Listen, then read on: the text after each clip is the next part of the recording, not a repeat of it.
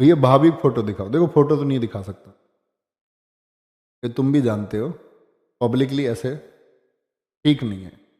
जिस दिन तुम्हारी भाभी हो जाएंगी उस दिन फोटो भी दिखा देंगे, प्रॉमिस है। इतने समझदार तो तुम हो, ऐसा फोटो नहीं बोलो। और चलो उनके घर कोई बता दे जा करके, दे देख लो तुम्हारे क्लास में फोटो चल रहा है। उनके घर बता दे कोई। चलो अब आप लोग क्वेश्चन पूछ सकते हैं, जो भी कोई क्वेश्चन है। देखो मेरी स्टोरी सुनो, मेरी स्टोरी कितनी सी। हमारा गांव है सिकंदराबाद, जिला बुलंदशहर। यहाँ जहाँ स्टूडियो है यहाँ से 18 किलोमीटर दूर है हमारा गांव। और 18 होगा पक्का, 18 से 19 किलोमीटर है। ठीक है, 18 ही पड़ता है, मतलब दो रास्ते हैं, एक से 18 है। हमारे पिताजी किसान हैं, मम्मी हाउसवाइफ है, और 5 भाई बहन हैं हम। 5 भाई बहन में सबसे बड़ी हमारी दीदी हैं, फिर हमारे भाई हैं बड़े, फिर मैं हूँ, और फिर मुझसे छोटी 2 बहनें हैं। बड़ी बहन जी हमारी टीचर हैं, गवर्नमेंट टीचर। और मुझसे बड़े भाई जो मेरे हैं वो दिल्ली पुलिस में हैं। फिर मैं हूँ, मुझसे छोटी बहन एक टीचर है। और एक बहन हमारी ऐसी है जिसका पढ़ने में मन नहीं था थोड़ा, तो वो हैंडीक्राफ्ट वगैरह में उसका मन था। उसने बोला भैया, उसने मतलब पापा से ही बोला कि मेरा पढ़ाई में ज़्यादा मन है नहीं, तो वो अपना हैंडीक्राफ्ट वगैरह। ठीक है, तो ये है। ये तो हुआ हमारा, मतलब हम लोग कर क्या रहे हैं। हमारे घर में 2 लोगों की शादी हुई है, बड़ी बहन जी की, हमारी बड़े भैया की। और मुझसे छोटी बहन जो है उसकी शादी हो चुकी। और अब जो और उससे भी छोटी है फिर उसकी शादी हो। तो ये मैंने ही तय किया है कि ये मेरी नैतिक जिम्मेदारी है कि पहले, क्योंकि हमारे पास पहले साधन नहीं थे बहुत। हमारे पिताजी किसान रहे, तो हमारे चाचा, हमारे पिताजी और हमारे बाबा जी, 3 हिस्से थे हमारी ज़मीन के। और 3 हिस्सों में से तीसरा हिस्सा आप समझ सकते हैं ज़मीन का।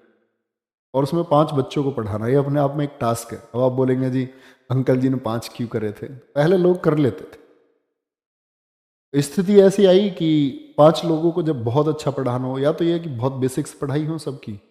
जैसे हमारे भैया की तो लगभग बेसिक्स पढ़ाई हुई है, लेकिन हमारी बहन जी की बीएड वगैरह उन्होंने की सब कुछ। और मेरी इंजीनियरिंग हुई तो उसमें भी मैंने एजुकेशन लोन हमारा लिया गया। एजुकेशन लोन भी बाद में मतलब पटाया गया, वो किसान क्रेडिट कार्ड निकलवा करके। कहने का मतलब है कि बहुत सारे लोन्स थे। और फिर दीदी की शादी हुई तो एकदम से पैसे इतने सारे कहीं से हमारे पास आए भी नहीं कि कोई ऐसा सोर्स हो कि इनकम का कोई सोर्स हो, क्योंकि सब कुछ ख़त्म ही था। फिर एक कर्जा वो भी था। और फिर भैया की जॉब लगी हमारे भाई दिल्ली पुलिस में 2012 में। उनके भी सारे पैसे, मतलब उन्होंने कभी, कोई इतने साधारण व्यक्ति आप देखते होंगे, उनके भैया के साथ में अक्सर दिखते हैं वीडियो में, चेतन शर्मा नाम है। तो कहने का मतलब ये है कि बहुत सारे सोर्सेज नहीं थे, उनके भी पैसे घर में ही खर्च हुए सारे। वो इतने साधारण हैं कि उन्होंने मतलब कभी कोई पैसा, शायद मुझे नहीं लगता, अपने पर्सनल, किसी लोग बोलते हैं ना अपने पर्सनल खर्चे पे कोई खर्च कर लेता है, तो उनका शायद कोई ऐसा खर्चा है ही नहीं। तो उन सब कुछ कर दिया। और हम सब की एजुकेशन के पीछे हमारी जिम्मेदार थी बड़ी बहन जी। और इसको मैं इसलिए कहता हूँ कि शिक्षा बहुत ज़रूरी है। अगर वो शायद नहीं पढ़ पाती, वो शायद बहुत अपने लिए मेहनत नहीं करती, तो हमको नहीं पढ़ा पाती। तो वो गांव में 80 से 100 बच्चे, मतलब दिन छिपे, हमारे घर मतलब लाइट भी नहीं थी। और वो दिन छिपे तक ऐसे हम, मतलब कॉपी चेक करवाने में हम भी रहते थे, जोड़ घटाने करवाने में छोटे बच्चों को। तो मतलब बहुत जोड़ दो देख के कॉपी देखनी पड़ती थी। और तब वो पैसे आते थे। और शायद जितना मुझे याद है अपनी याद में, कि हमने जो नए कपड़े पहनने शुरू किए, जैसे एक बेसिक मेमोरी होती है ना, कि जैसे मुझे बचपन तक की अपनी सारी चीज़ें याद है वैसे। लेकिन एक बार ये होता कि कभी बुआ कपड़े ले आई, कभी कोई ले आई। पहली बार खरीद के अपनी चॉइस से हमारी बहन जी ने हमें कपड़े दिलाए। वे कुछ खरीदना है तो वो इतना हमारे लिए करती थी, अपने लिए उन्होंने कुछ नहीं किया। और आज भी मतलब उनकी शादी हमारे घर से कुल 7 किलोमीटर दूर ही हुई है। और भाई साहब हमारे, मतलब हमारे यहाँ भाई साहब बोलते हैं जीजा जी को, बड़े अच्छे आदमी हैं, बहुत सज्जन है, हमारे बड़े भाई की तरह हैं। और बहुत ज़बरदस्त आदमी, इम्प्रेसिव। दूसरी बहन के हमारी के हस्बैंड है, वो भी बहुत अच्छे हैं। वो इंडियन आर्मी में है, आपका पोस्टेड चल रहे हैं वो कश्मीर। तो ये तो घरेलू एक स्ट्रक्चर हुआ। तो इसमें हम पले बढ़े। पले बढ़े तो दबाव होता है एक, कि भाई तुम्हारे ऊपर घर की जिम्मेदारी है, कर्ज जैसे हालात है। और 2 भाइयों में से एक भाई जब सफल हो जाए तो उम्मीद की जाती है कि दूसरा भी हो जाए, जिसकी एजुकेशन एक अच्छी हो। जिसने इंजीनियरिंग कम से कम कर रखी हो तो वो सफल। तो हमारा क्या हुआ कि जब जैसी ट्वेल्थ के बाद एक शौक था, बहुत घर बोला मैंने कि मैं इसमें कॉमन ग्रेजुएशन करूँगा। कुछ पैसे का कारण भी था कि भाई पैसे हमारे पास इतने हैं नहीं कि हम इंजीनियरिंग करें एजुकेशन लोन पर। डर लगता था इन चीज़ों से, और अपनी अगर बात करूँ बहुत ज़्यादा समझ भी नहीं थी। लेकिन मैं अपनी उम्र में जो मैंने देखा, मैं अपनी उम्र से ज़्यादा समझदार ही हमेशा रहा। कभी कोई ऐसा फॉल्ट नहीं था, कभी हमने कभी कोई गलती नहीं की। एक गलती जिसको मैं आपके सामने पहले ही पेश कर चुका हूँ, वो गलती भी नहीं थी, वो तो बस एक छोटे बचपन 8वीं क्लास में ऐसे ही हमने कोई चिट्ठी दे दी। उसको तुम इग्नोर कर सकते हो, मतलब अगर गलती मानना है तो गलती मान सकते। फिर ऐसा हुआ कि ये जिम्मेदारी आ गई, तो अपना ख्वाब था कि भाई यूपीएससी देंगे। और बड़ा मुझे रिसर्च का बड़ा शौक था। मैं 6ठी क्लास से 12वीं तक स्कूलिंग, मेरी 12वीं क्लास तक मैं अग्रसेन इंटर कॉलेज में पढ़ा हूँ। और अग्रसेन इंटर कॉलेज मतलब हम साइकिल से आते थे। 6ठी क्लास तक मुझ पर साइकिल चलानी आई नहीं, 7वीं से मैंने सीखी, तो भैया मुझे लेके गए, एक ही स्कूल में हम थे। फिर 6 साल में स्कूल साइकिल से। पढ़ने का जुनून इतना था कि हमारे प्रिंसिपल थे समय सिंह, मतलब आप कह सकते हैं मतलब एक डिप्टी प्रिंसिपल थे। वो प्रिंसिपल तो हमारे वीरखेड़ा गांव के थे, और बाद में हमारा प्रिंसिपल बने आपका, उनका क्या नाम था, बीगेपुर के प्रिंसिपल थे सतपाल सिंह अधाना जी। तो स्कूल जाते रहे, पढ़ाई का इतना शौक था, कार्बनिक रसायन 11वीं क्लास में ठंड के टाइम पर, और मैं कोहरे में अपने साइकिल के स्टीयरिंग पर कार्बनिक रसायन पढ़ते हुए जा रहा था। तो हमारे मास्टर जी साइड में आ गए, समय सिंह जी, उन्होंने प्रेयर ग्राउंड पर मुझे सबके सामने बुलाया। बोले कि ये लड़का किस दिन सड़क पर मर जाएगा। मैंने इसको 3-4 दिन देखा है साइकिल पढ़ते हुए जाता। और फिर मतलब इतना जीएस वीएस का इतना पढ़ने का शौक था। 6ठी से 12वीं तक जितने भी कंपटीशन हुए, चाहे वो भारत को जानो हो, चाहे रोटेट के हो, छोटे छोटे जीएस के कंपटीशन। और भारत को जानो के बारे में अगर आप में से बच्चे जानते होंगे तो स्कूल लेवल से बच्चे सेलेक्ट होकर के, फिर सीबीएसई बोर्ड, यूपी बोर्ड, वो कंबाइंड था, फिर जिले से बच्चे चुने जाते थे, जिले के बाद में फिर मंडल पर, और मंडल के बाद में फिर राजस्थान सेंट्रल एग्जाम। तो मैं क्वालिफाइड हूँ, ठीक है, मैं प्रथम स्थान में रहा। और बहुत वो माइक पे होती थी, ऐसे लिखित परीक्षा नहीं होती थी, माइक पे आपको क्विज में आंसर देना होता था सामने लाइव तुरंत। ऐसे ही चलते रहे, मतलब जीएस का बड़ा अच्छा था, तो बड़ा रिसर्च का शौक था। साइकिल पे गए तो रेल पे अगर देखा टीयर 2 क्यों लिखा हुआ है, हर चीज़ का बड़ा शौक था। कॉलेज में 4 साल में हमने पढ़ा सिर्फ और सिर्फ लाइब्रेरी में कंप्यूटर पे गूगल पे जाके चीज़ें ढूंढना, ये क्यों होता है। दिमाग में दुनिया में कहीं खंबे पे कुछ लिखा दिखा, दीवार पे कुछ लिखा दिखा, हर चीज़ के बारे में रिसर्च की, ये ऐसा क्यों नहीं होता। बड़ा मतलब एक व्यक्ति होता है ना जिज्ञासु, तो मुझे लगता है मैं हद से ज़्यादा जिज्ञासु हूँ किसी चीज़। इतनी भी टिपिकल चीज़ होगी मेरे सामने आएगी तो पहले मैं उसको जानूंगा। मेरे पास डायरी रहती है, मैं नोट कर लेता हूँ, मुझे इस चीज़ के बारे में जानना। ऐसे ही अपने बढ़ते रहे, तैयारी चलती रही, तो ये था चलो इंजीनियरिंग हो जाएगी, पिताजी कह रहे हैं तो कोई दिक्कत नहीं है, कल यूपीएससी निकालेंगे। और फर्स्ट ईयर में शायद इसी चक्कर मेरी बैक भी थी। अगले सेमेस्टर में मेरी एक में, क्योंकि इंजीनियरिंग पर जब हमने ध्यान नहीं दिया तो एक में बैक आई, अगले सेमेस्टर में वो क्लियर भी हुई। ये सारी चीज़ें चलती रही, और ये बड़ा भावुक है, इसे तुम फील करना, ये तुम्हारी ज़िंदगी का परिवर्तन कर सकता। और ये मैंने अब से पहले सिर्फ एक बैच में बताया है, खाकी बैच में, और खाकी बैच के बाद में आज तुम्हें बता रहा हूँ, शायद कुछ चीज़ें डिफ्रेंशिएट कर सकती हैं, कुछ चीज़ें वहाँ ना बताई हो।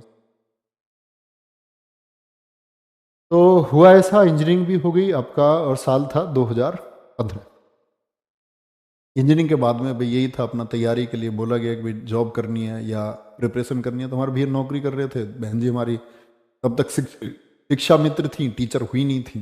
शादी तक वो शिक्षा मित्र ही रही, अपनी शादी के बाद वो टीचर हुई, और थोड़ा सा वेतन मिलता है शिक्षा मित्र को, वो उन्होंने सब घर पे ही खर्च। तो तैयारी का मन बन गया कि भाई ठीक है तैयारी करेंगे, कभी आओगे तुम में से कोई हमारे घर। तो मेरी शायद 12वीं के टाइम की डायरी रखी हुई है। तो मैं अपना नाम पता कैसे लिखता था, मैं अपना नाम ऐसे लिखता था डायरी पे, ऐसे थोड़ी सी हनक नहीं आती है, कलेक्टर लिखते हैं, मैं अपना नाम लिखता था आईपीएस नवीन सर, हर जगह। तो ख्वाब था एक पाला हुआ। इतनी अखबारों की कटिंग मैंने की, अगर आप देखोगे उस समय के चुनावी मुद्दों से लेकर के, ऐसा नहीं था मुझे जीएस पढ़नी थी, मुझे पॉलिटिक्स में बड़ी रुचि थी। मैंने चुनावी मुद्दों से लेकर के हर चीज़ की फाइलों की कटिंग, मेरे पास हर चीज़ की कटिंग होती थी। चुनाव में कौन कहाँ हुआ, ददुआ भैया क्या कर रहे हैं, चित्रकूट वाले कौन सा गैंगस्टर कहाँ क्या कर रहा है, कौन कौन से गैंग है। वीडियोस देखी हमने खूब यूट्यूब अपने कॉलेज के टाइम पे, तब रिसर्च की किसका गैंग कहाँ तक है, किसके गैंग में कौन है। और अपना पढ़ाई करते थे बहुत बढ़िया। इंजीनियरिंग में अपने पास किताबें जीएस की रही, पढ़ते रहे, गाइडेंस लोगों से लेते रहे। दिल्ली चले गए फाइनली 2015 में, वे तैयारी करेंगे। और मैं, हमारे चाचा जी, हमारे परिवार में लोकेश, हमारे गांव से ही अरुण भाटी दोस्त है मेरे, तो हम 3-4 लोग गए तैयारी करने। एक हमारे गांव के भांजे थे तो वो। अब होता क्या है कि हम लोग गए वहाँ पर आपका अगस्त में, लगभग जुलाई के एंड, अगस्त के शुरुआत में। तो हम रह रहे थे, अपना पढ़ाई हमने शुरू कर दी। कोचिंग सेंटर कोई ज्वाइन किया नहीं कि पहले किताबें पढ़ेंगे और उसके बाद में देखें। और जिन कोचिंग सेंटर्स में हकीकत यह है कि शायद मैं तुम्हें पहली बार बता रहा हूँ कि दरअसल में घर में अगर ये कह के जाता कि मैं यूपीएससी की तैयारी करने जा रहे हैं, कुछ और पढ़ेंगे, हम नोबेल पढ़ेंगे, वहाँ पर हम उपन्यास पढ़ेंगे, तो उसके लिए कोई तैयार भी नहीं होता। तो जहाँ हमने एडमिशन लिया हमने क्लास नहीं की। हम गए, हमने किताबें ढूंढी बाजार में, और किताबें कभी एक पेज चलते चलते पढ़ लिया किसी का, और अपने बैग में किताब रखी एक। नोवेल बहुत पढ़े, कहानियां बहुत पढ़ी, बहुत सारी पुस्तकें पढ़ी। दिन आया अगस्त के बाद में नवंबर। नवंबर आया तो मतलब उस टाइम ये था कि भाई सीपीओ देना है तुमको। और सीपीओ मेरा 2016 क्वालिफाइड भी हुआ, 2015 एनटीपीसी मेरा क्वालिफाइड भी हुआ। और ऐसे बिगड़ तैयारी के दिए, कुछ ज़्यादा तैयारी से नहीं दिए, क्योंकि मैथ पैथ ठीक था अपने। रीजनिंग में कुछ करना होता ही नहीं है एसएससी की में वो बस कॉमन सीखी 10-15 दिन में, सीख साख के बढ़िया प्रैक्टिस करके। और उस समय मतलब बड़ी आसान सी रीजनिंग आती थी। जीएस का भी एक अच्छा लेवल होता था, हालांकि एसएससी का हमें। बात आती है नवंबर 2015 की, हमारे पिताजी का एक्सीडेंट हो गया। और उनका एक्सीडेंट हुआ तो ये मतलब एक टर्न था जिंदगी। एक्सीडेंट होने के बाद में गांव में आना पड़ा। हमारे पिताजी के 17 फ्रैक्चर थे, हॉस्पिटल में रहे, मैं हॉस्पिटल में ही रहा लगातार। और वो गेहूं बोने का समय था। पिताजी हमारे किसान हैं, सारी जिम्मेदारी उनकी थी। चाचा के हिस्से के खेत भी वो करते थे। और आज हमारे पिताजी की उम्र लगभग अगर बात करें तो 68-69 साल है। और अगर मैं बहन भाई बताऊं तो हमारे 2 बहन भाई और थे। एक बहन हमारी हमारे घेर में ही ट्यूबवेल है, उसमें पानी में डूब करके वो मर गई थी, एक्सपायर हो गई। हम सबसे बड़ी थी, फोटो है उनका हमारे घर पे आज भी। कहते हैं वो होती सबसे सुंदर होती। एक भाई था हमारा जुड़वा, ठीक है, वो एक्सपायर हो गया। तो बहुत सारी चीज़ें हुई। और फाइनली ये हुआ कि हम आकर के वो खेत हमको बोने पड़े, क्योंकि पिताजी को वो मतलब लंबा रेस्ट बता दिया, यहाँ से हॉस्पिटलाइज करके फिर दूसरे हॉस्पिटल में रहना है, इतने दिन रहना है, 2 महीने का रेस्ट है उनका। मैंने कहा हम करेंगे। जब मैं गांव में पहुंचा तो मैंने गांव में पहली बार ये सोचा कि मैं पढ़ाना शुरू करूं। 2015 की बात में आप। तो मैंने बच्चों को 10th 12th के जो बच्चे ट्यूशन पढ़ते थे, मैथ और साइंस का ही ट्यूशन सब पढ़ते हैं, इंग्लिश में पढ़ाता था, मैथ साइंस पढ़ाता था। गांव में मतलब मल्टीवर्स टीचर चल जाता है, एक सब्जेक्ट पढ़ा सकता। तो उसमें क्या हुआ कि हमारे गांव से बच्चे अलीगढ़ पढ़ने जाते थे, और अलीगढ़ में नकल बहुत होती है, यूपी में प्रसिद्ध है। हमारे गांव से लगभग हर साल 50-60-70 लड़के अलीगढ़ से 10वीं और 12वीं पास होते थे। तो पहली बार मैंने लोगों में ये प्रचारित किया कि आपको अलीगढ़ जाने की जरूरत नहीं है, मैं आपको पढ़ाऊंगा, है ना। और आप यहीं कहीं से लोकल स्कूल से फॉर्म भरो, कहीं अलीगढ़ जो 10-12-15 हज़ार रुपये आप देते हो देने की जरूरत नहीं। फीस मैं 300 रुपये लेता था पर हेड एक बच्चे से। तो कहने की बात है, बच्चे मेरे पास पढ़ने लगे, उनको दिखा कि ये लड़का मेहनत करता है। तब ने भेजा गांव में, क्योंकि हमारी बहन जी पहले पढ़ाती थी, तो आप समझ सकते हो पृष्ठभूमि थी, पृष्ठभूमि थी कि ये लोग पढ़ाते हैं। अब उस पढ़ाने में क्या हुआ प्यारे बच्चे, कि कुछ ऐसी इमेज बन गई कि आप लोग जानते हैं कि अध्यापन एक सम्मान की चीज़ है और आपका सम्मान बढ़ता है, नो डाउट। यही हमारे साथ हुआ और यही चीज़ हमारे लिए नेगेटिव भी हुई। गांव में एक पक्ष, मतलब अब वो चीज़ें पुरानी हो चुकी हैं, सॉल्व आउट हो चुकी हैं वो चीज़, पर मतलब एक बस ये सच्चाई के नाते है, किसी वैमनस्यता के नाते नहीं है। तो उन उन लोगों को ये चीज़ें खरी नहीं उतरी, तो उन लोगों ने बहुत सारी साजिशें की, प्लानिंग की, तो ऐसा नहीं होना चाहिए। और उसी प्लानिंग में क्या हुआ, वो ईर्ष्या बढ़ते बढ़ते इतनी बढ़ गई कि उसमें लोगों की बदतमीजी हमारे खिलाफ। और वो बदतमीजी ऐसे हुई कि मतलब घर के सामने किसी ने गाली दे दी, किसी ने कमेंट कर दिया किसी के ऊपर, हमारे पिताजी से कुछ। पिताजी हमारे बड़े दिलदार आदमी हैं, लेकिन उनको लगता था यार बालक है हमारे, अभी स्ट्रगल फेस चल रहा है सबका, सब कुछ पे। मुझे इतना टॉर्चर किया गया 6 महीने तक लगातार कि मैं किधर से निकल के भी जा रहा हूँ तो मेरे ऊपर मतलब ऐसे टिप्पणी की जा रही है। और उस टिप्पणी की मतलब सीमाएं होती हैं, वो सीमाएं पार होते, वो टिप्पणी मतलब बहुत ज़्यादा हो गई। और आप लोग समझ सकते हैं इस बात को, क्या बताऊँ, मतलब उस चीज़ से चीज़ें ख़त्म हो गई। एक दिन ये हुआ कि हमने ये तय किया कि हम अपनी ये पढ़ाई वढ़ाई जो कुछ अपने सपने हैं सब कुछ छोड़ देंगे। हम पहले इस बदलाव के लिए लड़ेंगे कि आखिर ऐसा होता ही क्यों, क्यों किसी बढ़ते व्यक्ति को रोका जाता है, क्यों ईर्ष्या पैदा होती है। तो हम उस ईर्ष्या से टकराने के लिए खड़े हो गए, या तो हम खत्म होंगे या ईर्ष्या। उसमें बहुत कुछ हुआ, बहुत सारे फर्जी मुकदमे लिखे गए, बहुत सारे सही मुकदमे लिखे गए। और मतलब चीज़ें ऐसी ही चलती रही। फिर हम पिस्टल लगा के इधर से उधर, फरारी जैसे हालात रहे। मतलब वो एक मतलब हद से ज़्यादा टॉर्चर किसी को कर देना, वो टॉर्चर जैसे हालात मेरे हो गए। और कई बार मन करता है यार जीवन में कुछ है नहीं, एक एक दिन तक सोना नहीं। फिर ये चीज़ें सॉल्व आउट हुई आपका 2018 में आकर के। हमारे भैया हमेशा से ये सोचते रहे भाई कुछ करना है, सीधे थे, बोले लोगों का काम है तुम ये करो, अपनी तरक्की पे ध्यान दो। तो इन सब चीज़ों को सॉल्व होने में 3 से 4 5 साल का जो गोल्डन पीरियड था अपनी पढ़ाई का, वो ख़त्म हो गया। जो सिलेक्शन था अपना टीपीओ एंड टीपीसी, वो किसी काम नहीं आए क्योंकि मुकदमे लग चुके थे, कोई अर्थ उनका नहीं रहा। और फिर अगर हम बात करें प्यारे बच्चे, 2018 में हम गए तो मैं एकांत रहा हूँ 1 साल, एक कमरे में बंद होकर के, एक मानसिक दबाव जैसे हालात में। और मैंने हद से ज़्यादा पढ़ा। आप बोलते ना 6 घंटे 4 घंटे। मेरे दोस्त है मेरे साथ मंजीत भाटी, मेरे सबसे करीब मित्रों में से, मैं 7 दिन लगातार भी जागा, 7 दिन लगातार। उसको कोई विश्वास नहीं करता, एक वो व्यक्ति है मेरे साथ जो है। तो कहने का मतलब ये है, ज़िंदगी में बहुत सारी चीज़ें आती है और हमने देखा इस चीज़ में नुकसान भी होता है, लेकिन परिवर्तन के लिए बहुत सारी चीज़ें करनी पड़ती हैं। जब आपका अंत होने वाला हो तब आपको अपने रिवाइवल के लिए, जीवन के लिए सब कुछ करना पड़ता है। और मेरा मानना ये है, इन सारी चीज़ों का निष्कर्ष मैं आप लोगों के आसपास क्या पहुंचाऊं कि आप मेरे छोटे भाई बहन हैं, तो निष्कर्ष ये है कि आप मतलब ऐसी चीज़ों से बचना, बहुत दूर रहना।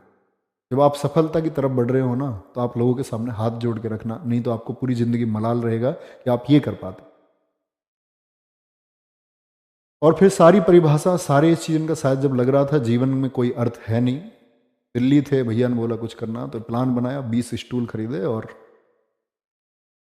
कोचिंग सेंटर अपना शुरू किया। हालात ऐसे थे मुकदमे के चलते हुए कि एक इन्वर्टर तक हम नहीं खरीद सकते थे कोचिंग सेंटर के लिए, कि भाई लाइट रहेगी, अंधेरा रहेगा, सर्दियों के समय पर कैसे पढ़ाएंगे। पहले तो गांव में शुरू किया, थोड़ा सा उजाला निकले तब पढ़ाना शुरू किया। 20 बच्चों से शुरुआत की, नहर पर पहुंचे, दम लगाया, बच्चों से बोला पूरे दिन घर जाने की जरूरत नहीं है, खाना लेके आओ, तुम्हारा भाई तुम्हें पढ़ाएगा। पूरी रात क्लास चल रही है, गद्दे बच्चों के लिए खरीदे, सब अपने घर से लेकर के आए। हॉर्न में ऐसे रोड की आवाज़ पे पढ़ाना शुरू किया। और उस गले में जो चीज़ें दिक्कत आई वो तभी से आई। नॉन स्टॉप पढ़ाया। दिल्ली पुलिस का बैच था जब पिछले वाला 2020 का, और मैंने ऐसी प्रॉमिस कर दिया कि 6 से 12 बजे तक मैं तुम्हें पढ़ाऊँगा। गर्मियों के टाइम पे, लॉकडाउन का समय था, ना पंखे, गांव में जंगल में बाग था, अस्तौली गांव में हमारे पास, तो वहाँ एक स्कूल था, ना तो वहाँ इलेक्ट्रिसिटी की कोई सप्लाई, इतनी दूर जंगल में कहाँ ही सप्लाई होगी, ना पंखे ना कुछ। बच्चे तर पसीने में, मैं तर, लेकिन लगातार हम 6 घंटे पढ़े। और सारे बच्चे वो लगभग बेहतरीन माइंडसेट के बच्चे हैं। मैं आज देख पाता हूँ सबको, शायद एक जागरूक नागरिक भी, जो ऑफलाइन स्टूडेंट। फिर उसके बाद नहर पर आए, नहर पर आने के बाद में फिर ज़िंदगी संवारने का काम अंकित भैया ने किया। उन्होंने बोला कि हमारे यहाँ से एक हिस्ट्री के टीचर चले गए थे, बोले कि नवीन अगर ये कर पाए, तो उस समय ये था कि मैं 6 आपका पढ़ा रहा था, 6 घंटे। तो मैंने, भैया ने हमारे ने कहा बड़े ने कि वहाँ से ऐसे पढ़ाना है। मैंने कहा नहीं मैम, तो यहाँ प्रॉमिस किया हुआ है बच्चों से। बोले शाम को पढ़ाऊंगा। पढ़ाएंगे। पढ़ाते पढ़ाते यही सब अभी तक चल रहा है, आपके सामने है जो कुछ भी है। मेहनत कर रहे हैं, साथ मिलके चल रहे हैं, और जीवन में बस एक यही ख्वाब है कि जो कुछ छूटा तो ज़्यादा बहुत कुछ मिला है। तो हम लोग ये मानते हैं कि अगर हम गुंजाइश रखते हैं हमेशा सुधार की, तो हम आगे पहुंचते हैं। जीवन में आप क्या सीखते हो वो महत्व रखता है हमेशा। आज शायद हम कहीं डिस्ट्रिक्ट मजिस्ट्रेट भी हो जाते तो शायद इतने लोग हमें नहीं जान पाते। कहीं हम शायद आईपीएस भी होते तो लोग हमें नहीं जान पाते। हम कहीं इंस्पेक्टर होते तो नहीं जान पाते, सब इंस्पेक्टर होते नहीं जान पाते। हम कहीं रेलवे में काम कर रहे हो तो लोग इतने हमको नहीं जान पाते। और सबसे बड़ी बात है, सर्विस सेवा हम इतने लोगों को दे नहीं पाते।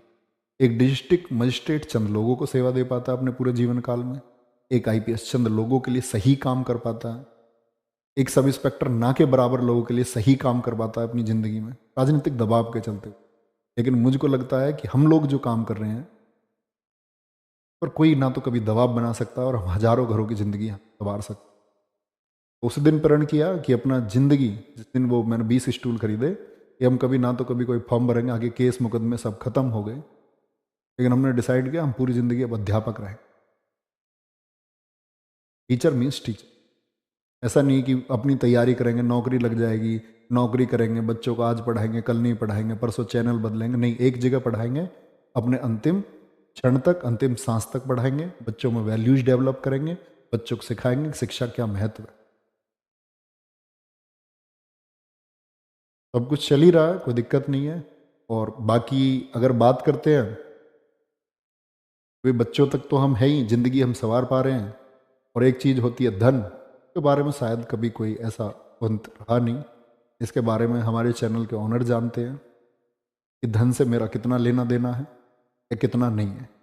वो चीज़ें मैं आपके पास डिलीवर करूँ तो वो शायद एक झूठ होगा, सत्य होगा, तो कभी उससे कोई वास्ता। आज भी हमारे पैसे, मेरे भैया और ये दोनों आपस में मित्र हैं, अंकित भैया। तो मैंने कहा मेरे जो भी पैसे मेरे भैया के पास, वहाँ पहुँच जाते हैं, कोई दिक्कत नहीं है, तो मैं ले लेता हूँ जो मुझे ज़रूरत होती है। इतना ही सीन है, और बस मेहनत करते रहेंगे, आगे बढ़ते रहेंगे। अपना ख्याल रखो, और मतलब तुम मेहनत करो, अपनी योजना बनाओ। और जीवन में कहते हैं ना, आपको एक चीज़ सिखाई जाएगी कि नसीब में जो लिखा। मेरा मानना है प्यारे बच्चे, नसीब ठीक है, हमको हर चीज़ को वैल्यूएशन देना चाहिए, लेकिन मैं आपको एक बात बताता हूँ, सबसे बड़ी चीज़ योजना होती है। आपके पास एक बेहतर योजना है और आप उस पर काम करेंगे तो आप जरूर सफल होंगे। और वो चाहे आपकी सरकारी नौकरी की बात हो। मैं बोलता हूँ ना, आप में से हमेशा सारे बच्चे सफल नहीं हो सकते, लेकिन आप में से बहुत सारे बच्चे सफलता के ऐसे मुकाम भी लिखेंगे जो किसी ने ना लिखे होंगे, जो आपने स्वयं नहीं सोचे होंगे कि आप इतने सफल हो सकते हैं, आप इतने सफल हो जाएंगे। मेरे को अभी पूछा सर आपकी कितनी सैलरी है। एक डिस्ट्रिक्ट मजिस्ट्रेट अगर ईमानदारी से जितना 10 सालों में कमाएगा, इतना हम 1 महीने में ईमानदारी की बात कर रहा हूँ मैं। वो भ्रष्ट हो जाए तो बात दूसरी है, वो भी एक अलग विषय है। मुझे लग रहा है मुझे सारी चीज़ें आपको बता देनी चाहिए। तो अपना ख्याल रखिए बहुत सारा। और ये भावनात्मक चीज़ें हैं, मैं इनके लिए परेशान नहीं होता, नहीं तो मैं इन चीज़ों के लिए बहुत दिन रोया भी हूँ, बहुत मतलब मानसिक वेदना होती है ना, वो उत्पन्न भी हुई है। लेकिन अब ये चीज़ें, थोड़ी सी नमी आती है आंखों में, लेकिन अब लगता है सब सही है। ये जीवन का एक अध्याय है। मुझे लगता है मेरे अनुभव का सबसे बड़ा कारण यही है कि मैं हर वर्ग में जिया हूँ। हर वर्ग से मतलब शिक्षित वर्ग से लेकर के इसी दौर में मैं बहुत सारे अफसरों से, बहुत सारे राजनीतिकों से, अपने मामले में, अपने बचाव में, लोगों के बचाव में बहुत सारे लोगों से मिला। बहुत जीवन में भागदौड़ रही 4-5। तो ये शायद मुझे लगता है तभी का अनुभव है, और ये हमेशा काम आता है, हर एक फील्ड में, हर जगह काम आता है। और ये मेरे काम आज भी आता है। बस आप लोग अपना ख्याल रखिए। अंतिम क्लास है, ये चीज़ें आपको ऐड होके मिल जाएंगी, तो अनुसरण करना। मैंने 2 लेसन आपको बताए कि ज़िंदगी में आप प्यारे बच्चे बस आगे बढ़ते रहना। तो कभी भी कितनी भी नेगेटिव हालात आ जाएं, कितनी भी गड़बड़ आ जाए, आपको लगेगा आप इसके आगे नहीं कर पाओगे। चाहे वो पैसे की वजह से हो, चाहे वो आर्थिक तंगी की वजह से हो, चाहे वो सामाजिक दबाव की वजह से हो, आपको लगेगा आप इससे आगे नहीं बढ़ पाओगे। लेकिन आप बस ये थॉट प्रोसेस अपने दिमाग में मत आ देना कि तुम इससे आगे नहीं बढ़ पाओगे। तुम हमेशा खुद से कहना, खुद के ऊपर, बोलते हैं ना, खुद के ऊपर विश्वास। अगर आपको आत्मविश्वास होगा ना कि मैं इस बॉर्डर लाइन को पार कर जाऊंगा, तो तुम कर जाओ। अपना ख्याल रखें बहुत सारा। बाय बाय, टेक केयर, जय हिंद, जय भारत, जय माँ सरस्वती। मिलेंगे प्यारे बच्चे आपका 26 तारीख को मिलान सीरीज में, और उसके बाद में फिर ऐसे ही आपका प्यारे बच्चे गागर में, सागर में, और आगे आप जब तैयारी करते रहेंगे तो आगे किसी बैच में, और जब आप सफल हो जाएंगे तो आपकी सफलता के बाद गले मिलने के लिए तैयार आपका भाई नवीन। ठीक है, टेक केयर, जय हिंद।